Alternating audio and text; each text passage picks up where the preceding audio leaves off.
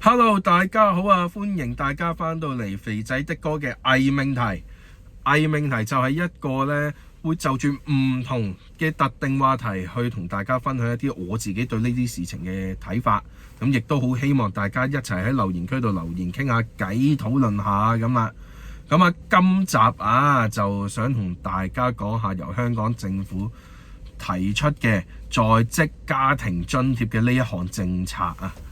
咁對於一個的士司機或者係普通人嚟講，申請嘅難度會唔會好高呢？咁其實好似我咁樣，作為一個的士司機啊，或者大家口中嘅的士狗咁講啦，收入其實係十分之唔穩定嘅。當有一個政策本來係可以幫助到一啲收入唔太穩定啦，或者係一啲低收入嘅在職家庭啦，咁但係喺個申請嘅過程入面，原來係好麻煩嘅，好似特登去 set 唔同嘅關卡俾你去過關咁樣，拒人於千里之外咁。咁到底呢個津貼呢個政策仲係咪真係為咗扶貧，或者係為咗去幫助一啲收入唔穩定或者係低收入嘅家庭呢？咁係咪又係可以鼓勵到就職呢？咁依家因為申請太過繁複而令到好多人放棄，會唔會變咗有名無實嘅一項政策呢？咁今日我就用少少時間同大家分享我少少嘅愚見啊！咁記得開始之前 like 同訂閱同埋撳個鐘鐘，每一次出新片你先知嘅。仲有就係 comment like share， 下面留言討論下今集嘅話題啊！咁啊，睇下大家覺得應唔應該試下申請呢？係咪值得一試去申請呢一個在職家庭津貼呢？咁啊，首先不如講下在職家庭津貼先啦。咁啊，在職家庭津貼我簡稱佢做 WFA 啦。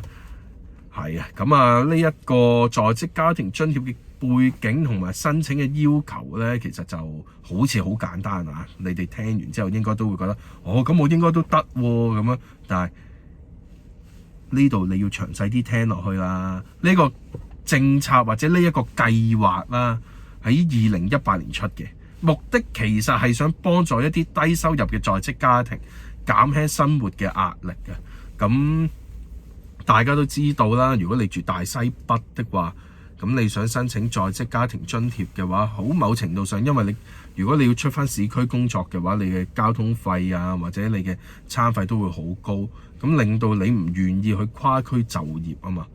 咁呢個都係好合理嘅一件事啦。咁當然就但係當呢個在職家庭津貼出咗嘅時候，佢哋就可以減輕到喺呢一方面帶俾佢哋嘅壓力啦。咁合資格嘅家庭啊，其實每個月都會有一筆津貼去俾你嘅，而個額度其實就會根據你嘅工作時數啦、收入啦，同埋你屋企有幾多小朋友而去決定你嘅津貼數字有幾多。咁而家我做個例子先，咁呢個例子就好簡單，就4人家庭啦，2大2小啦，即係2個大人2個細路啦。咁啊，好正常嘅一個家庭啦。咁2026年有做過調整嘅，咁啊調整之後個總收入係總收入啊，你聽住啊！如果2個大人出去做嘢嘅話，你總收入唔可以高過幾多呢？唔可以高過每個月23,000蚊左右，23,000蚊啊！你冇聽錯啊！我再重複多次，係23,000蚊，即係23,000蚊。即係23,000蚊喎！你如果2個人同一時間都係去做，我諗譚仔咁樣好未？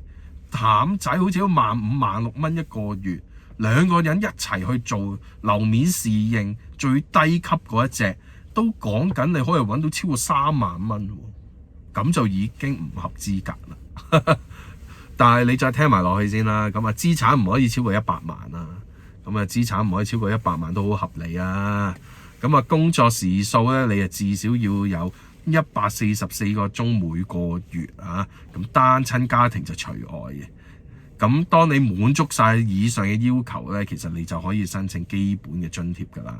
而且每個月亦都會有，就住你有小朋友嚟講啊，最高有3000啊，唔好意思啊，每個月個基本津貼係會有最高3200蚊，加一啲兒童嘅津貼。咁兒童津貼係啲咩呢？頭先講過，我個例子就係2個大人2個細路啦。咁每一個細路你亦都會視乎你住戶嘅入息嚟去決定你個兒童津貼係有幾多，而你點樣先至係一個合資格嘅兒童呢？第一樣嘢啊，15歲以下或者係15至21歲，並且係接受緊全日制非專上教育嘅津貼呢，你就可以獲得分別係全額啦，或者係3/4額。再少啲就係半額。咁根據最新嘅調整啊，喺2024年4月咧，其實係調整咗㗎啦。咁個兒童津貼嘅金額啊，全額嘅話係一個小朋友係有1610蚊嘅。咁啊，如果你係攞3/4嘅話咧，每一個係會有1208蚊。咁仲有另一個就係半額，咁就會有805蚊。係啦，就會有呢3級咁樣去俾你啦。咁啊，視乎翻頭先所講嘅就係啲收入個入息嚟去決定。但係真係聽到23000蚊都覺得有啲苛刻啊。咁啊，申請咧其實係基於過去6個月啊嗰個 claim period 嘅，即係你去叫做你去 claim 翻呢半年嘅嘢啊。嗰啲錢啊，佢就會每個月咁樣俾你啦。咁但係你每一次申請咧，其實都係喺每一次去嗰個每6個月就會做一次 claim period 啊嘛。咁即係話你最後嘅 claim month 咧就會係每一個 period 之後個月內，即係話如果 claim period 係1至6月嘅，咁你就要喺7月底之前，你就要再提交過你呢一份在職家庭津貼啦，咁樣你就要再去申請過，再去俾佢審批過嘅。咁如果遲咗咧，佢係唔會受理啊！你要記住啊，重申一次啦。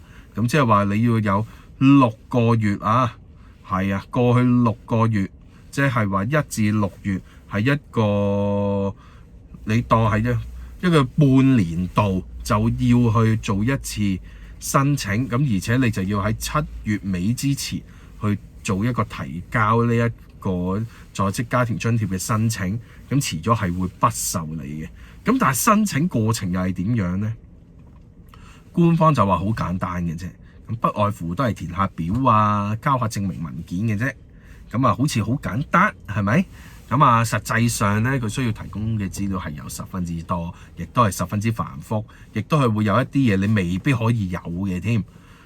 咁啊，聽清楚啊，係所有家庭成員啊，係所有係啊，你冇聽錯，係所有家庭成員嘅身份證明啊。咁亦都係包括埋所謂嘅家庭成員咧，除咗係你自己一家4口之外，如果你住嗰間屋入面有爸爸、有爺爺嫲嫲、公公婆婆，你都要申報埋嘅。咁啊，呢樣嘢啊，咁仲要地址證明、收入證明、工作時數記錄、資產申報。咁咩嘢係資產申報呢？咁首先銀行存款啦，你所有嘅投資啦，包括你啲股票啊、外匯啊，呢啲都係你嘅投資嚟噶嘛，所以你都係需要去申報啦。如果你係有物業嘅，你更加需要申報啦。咁又或者你有車輛嘅，你都係需要申報喎。咁可能有啲人話：喂，你有車啦都，你點會合資格啊？咁你有100萬資產噶嘛？咁除非你買咗一部法拉利咁樣先咁樣去計啊，咁你就有機會係爆額，咁就冇辦法去再俾你去擁有呢一個在職家庭津貼啦，咁樣。咁但係好多時候呢啲基層家庭有好多人其實都係揸貨 van 揾食嘅，好老實講，或者你揸緊一啲貨車揾食。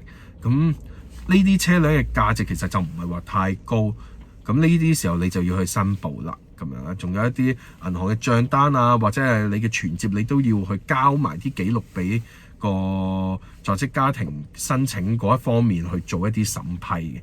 咁但係頭先所講嘅就係一啲非特殊職業或者係一啲受僱人士先至係需要提供嘅資料啫。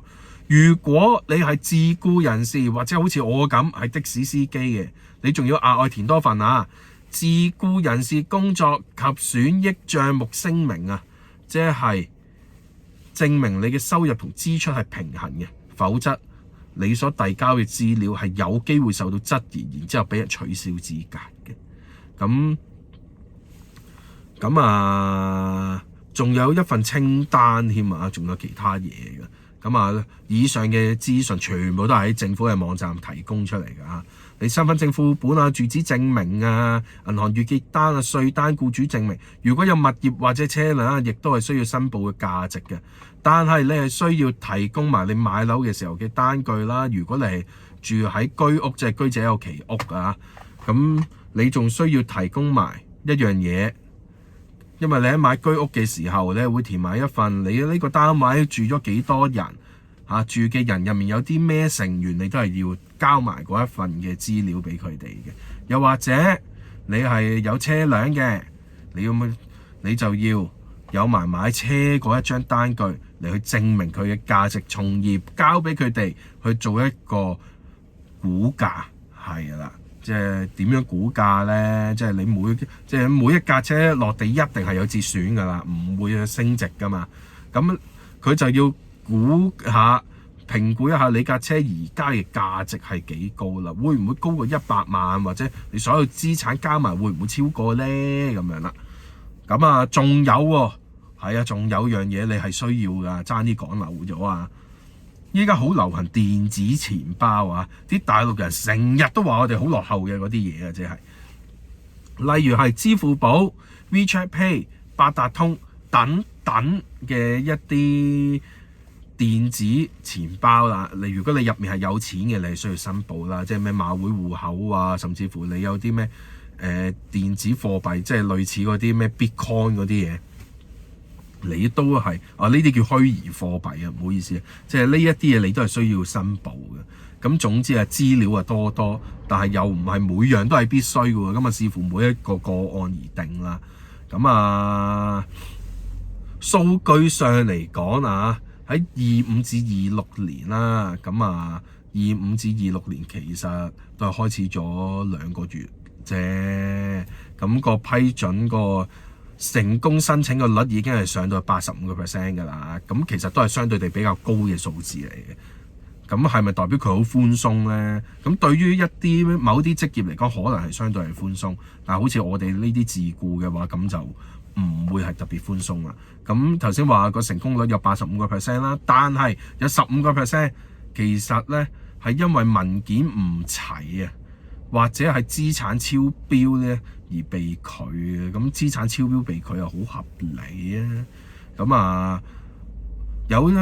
我自己覺得呢15% 入面呢，唔單單全部都係一啲文件上面嘅問題嘅，因為你時間成本你都計算在內啦，喺一個唔成功嘅比率上面。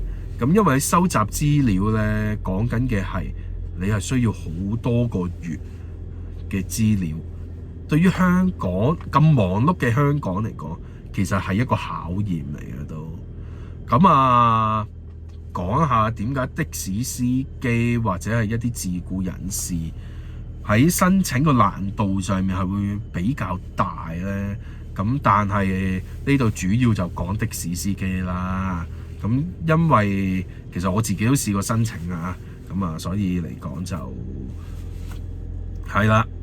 而家聽下先啦點解我會知道難度大？就係因為我試過申請啦。我哋嘅收入主要就係靠我哋每一次去入氣，或者你入油，或者你叉電嗰個錢同租金扣除咗之後嘅淨利嗰個先至係大家嘅純利嚟㗎嘛。呢個大家好清楚，識計數嘅應該都知道㗎啦。但係要證明呢啲嘢都唔係好容易嘅啫。首先，官方係會要求你提供過去6個月嘅收入證明啦，即係嗰個損益帳目啦，包括你嘅詳細支出啦，你點樣你要對得到佢先至，即係你 balance 到啊，你先至可以去申請到㗎嚇，你先過到關啊。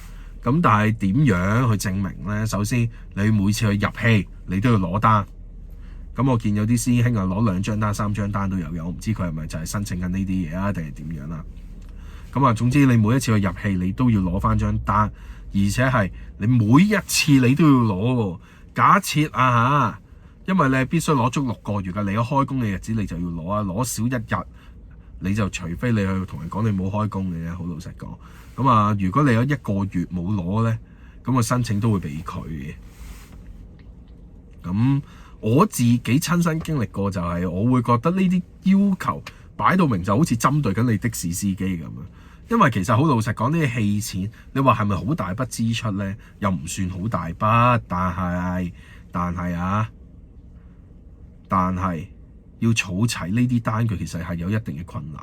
當然啦，以而家嘅科技嚟講，你唔一定要 keep 住呢張單嘅，因為你可以用手機影相啦，或者係你去影印咗喺張 A4 紙上面嚟到儲存嘅。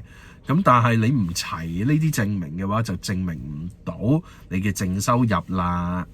咁你可以想象一下，或者你可以計下數，我當1個月30日咁計，咁有4日係放假嘅。咁即係話你有26日係開工啦。咁你每一日開工，我當你入2次戲好未？咁啊入2次戲，咁1個月嚟講，你返工26日，每日入2次，即係你會入咗52次啦。52次即係等於你有52張單。咁52張單嚟講，你6個月嚟計咯喎又。咁即使係話你會有312張單，哇！真係好誇張。你就算一張 A4 紙啊，可以黐6張8張，你都有一大沓呢一啲咁樣嘅單喺度啊！哇，真係誇張啊！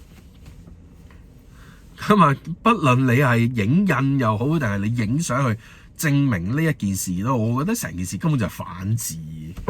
咁我覺得啊，我自己覺得申請呢個津貼嘅人咧，大部分其實都係租車㗎啦。咁喺呢個時候，佢又有另一關要你過咯。因為呢一關咧就係你需要有埋的士車主嘅資料啊，去證明翻呢架的士嘅擁有人係邊個。哇哦！咁即係話，我估計啊，我估嘅咋，佢係驚你呃政府津貼。咁所以就要證明咧，車主唔係你本人或者唔係你親屬所擁有嘅。咁如果架車係你自己嘅咧，咁的而且確你係需要證明翻個所有權、個車輛登記嗰啲嘢，用嚟計算個價值啊嘛。但係一個的士淨係講一個牌都幾百萬，即係而家200萬嚟計，咁都已經超過咗資產上限啦。咁我有得個牌嘅，咁我都唔使申請你呢個啦，肯定過眼嘅。但係當你需要攞埋車主嘅證明嘅時候，我又覺得又係反智，即係有冇搞錯啊？你搞呢啲嘢嘅要，我都同咗你講係租車啦，有份合約俾你咪算咯，證明晒份合約上面寫晒有我個名有車主個名噶嘛，即係有冇搞錯啊？你話係咪先？咁啊，除咗呢一啲嘢之外啦，當你又過多關咯，咁啊又有新一關出嚟啦，即係關關難過關關過啊要。咁啊，你所有家庭成員都要申報啦，咁呢個好合理啊，因為你一個家庭一家4口咁樣，你申報晒4個人，咁正常嚟講你就已經解決咗呢個問題啦。但係未解決，係啊，就係未解決啊。咁啊，甚至乎佢係需要埋頭先提過嘅一啲長輩，或者你有啲咩屋企人係住咗喺你屋企入面嘅，咁你都需要申報埋佢哋嘅收入啦、銀行戶口啊，即係話所有入息、所有資料都係要齊嘅。咁即係話阿爺阿嫲、阿公阿婆呢啲，你全部都要申報晒。總之同你住埋同一間屋嘅，你就全部都要，無論嗰個係你邊個都好，總之住埋同一間屋嘅，唔該乖乖地攞晒啲資料出嚟證明啦，否則的話取消資格 DQ 咗你，冇得補救噶。咁假如咧住緊公屋或者租樓嘅，咁啊呢啲證明就好簡單啦。咁你都係有晒啲資料就搞掂㗎啦。咁啊，但係如果你係自置物業嘅，咁就難搞啲啦。咁因為申報價值嘅時候咧，需要埋啲地稅嘅單啦，或者係估價報告啦。咁但係唔一定要有售樓嘅單據㗎嚇。咁但係證明嘅過程亦都係十分之麻煩嘅。咁啊，電子錢包或者額外嘅資產，即係好似股票、外匯嗰啲都係要申報啦，否則被查到咧，亦都係屬實瞞報，又係會被 DQ 嘅。咁如果你係第一次申請啦，你唔清楚咁多麻煩嘢嘅，而且你亦都係冇草單嘅習慣喎，咁點算啊？咁啊，基本上你申請唔到呢個津貼㗎啦，係第一個呢個半年度嚟講，你係申請唔到㗎啦，因為你冇足夠嘅證明啊嘛。咁好似我咁樣，我一聽到哇，原來你要晒6個月嘅入氣嘅單據，我冇草喎，咁啊冇辦法啦，唔好意思啊，你咁申請唔到啊，你少一張我哋都唔批㗎，咁啊，原來係咁樣嘅，咁啊，你等下一個申請嘅 period 你先至再去申請啦，咁啊，好啦，咁啊冇辦法啦，係咪先？咁我自己準備漏咗啲嘢啊嘛，係咪先？我都冇諗過你咁反智嘅，咁啊。其實好老實講啦，即係你喺收集文件上面，你睇到咁繁複嘅嘢，你就已經想放棄啦。揸車已經夠攰啦，我仲邊有時間去翻箱倒櫃嗰啲咁樣去揾翻實所有資料去俾你啊？咁啊，根據政府嘅報告，2026年呢，其實呢，佢個自僱人士申請比例咧只係佔總數嘅20%嘅。咁因為好多時候，我相信都係因為文件個要求太高而卻步，而且呢個難度對於一個藍領嘅工人嚟講，每一關都係難關。點樣先至過得到？好難。揾人去幫手申請，你都係要準備呢一啲嘢，人哋都係幫唔到你去準備嘅呢一啲文件。所以就算你有錢想去請人幫你去準備資料都好，亦都係冇用嘅。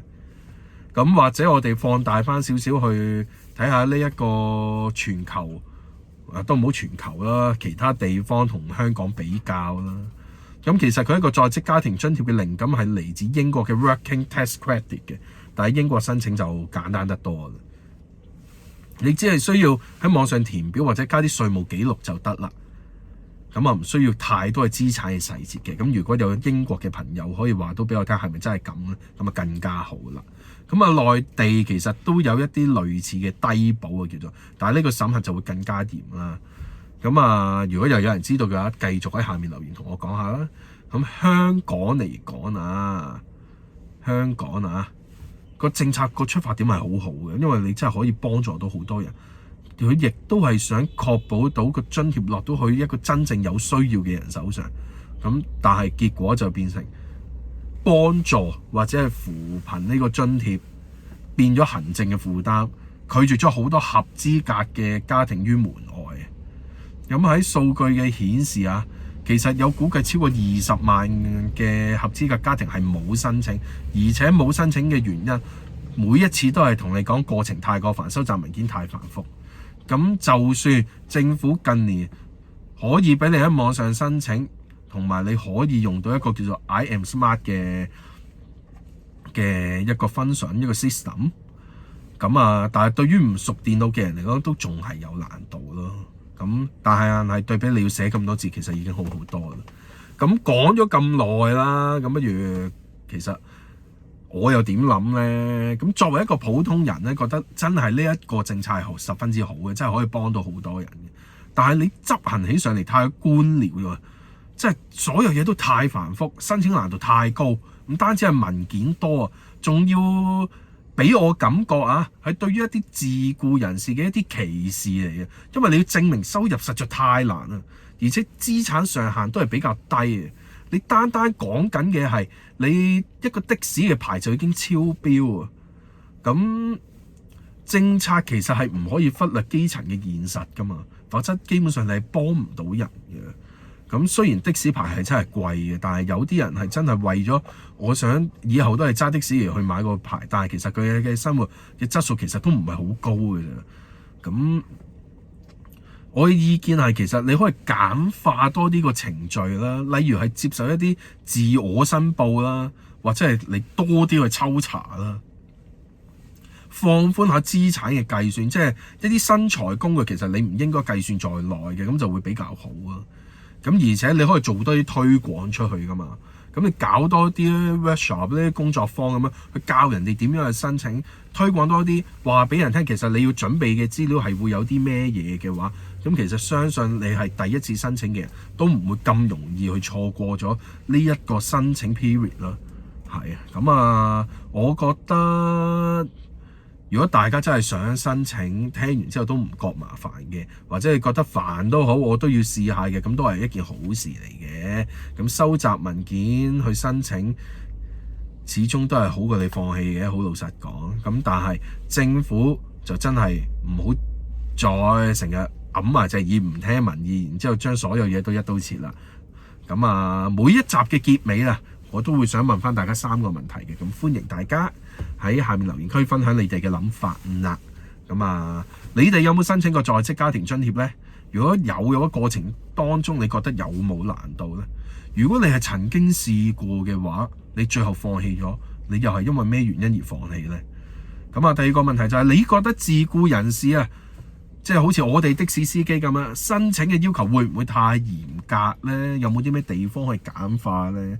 咁最後就係政府如果真係想幫助一啲低收入家庭，你又有啲咩建議呢？歡迎大家喺下面留言討論，咁希望大家繼續一齊關注一下香港嘅社福政策。咁我哋今集就嚟到呢度先啦，我哋下集再見，拜拜。